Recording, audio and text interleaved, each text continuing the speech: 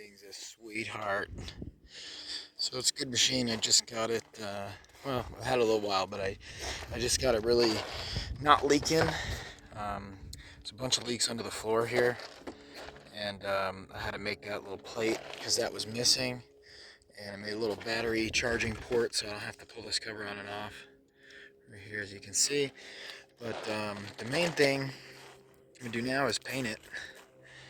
It just beat, it's 20 years old. So I'm gonna go through and scrape all the decals, sand off, the damaged rusty spots. I'm gonna do black where it's black. I'm gonna do white where it's white. Get this decal off of here, and I ordered a complete replacement decal set. So like you can see, a lot of this stuff needs to be black. This whole thing, the glass was broken out of it, so I just got done scraping all the adhesive off. That's what all this is. Gotta clean this up.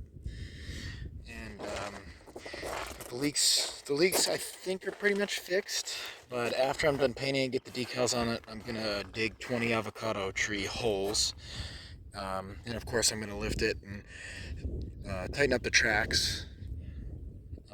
Grease all the points. It's actually got a newer engine in it, so I don't anticipate having really a lot of trouble there. But I do want to hook it up, get it to be kind of nice. There's the belt, not the regular belt, a spare belt. But you can see it's got a newer, I think it's a 3-cylinder Kubota. So it's looking good. Hydraulic fluid's finally holding. It's been sitting for a week. It would actually leak without it running before. And then I'll probably do just a service on it. So, see how this goes. So I've been really working in between the raindrops. So I didn't get great video when I started. I intended to make more videos of step by step. But as you saw, I was going around scraping the decals. And then the next step, I used acetone to clean the glue, put acetone on a rag. And then I sanded a lot of stuff out. But not everything. Like, some of these scratches are pretty deep.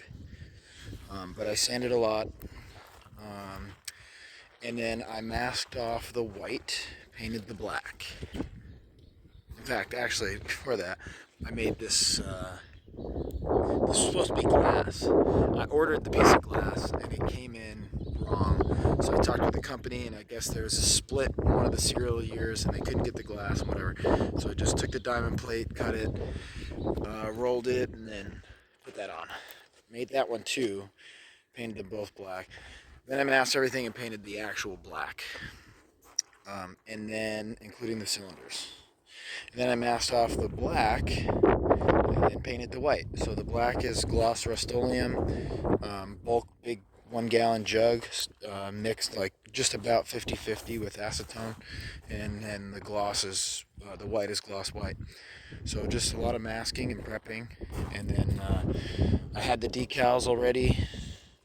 So the decals are, doing decals is doing decals, but it turned out super good, I think. Did the tracks. Actually, I have to lift it right now and adjust the tracks with my grease gun. So I figured, now that I got this thing dialed in, no leaks, I'll get the tracks set. I'm going to hit all the grease points, right? There's a bunch of them. 3 there. There's quite a few over here. And 1 here. Quite a few at the bucket. The other cylinder. I'll do all these grease points, and then, like I said, I'll grease the tracks up to set the tension.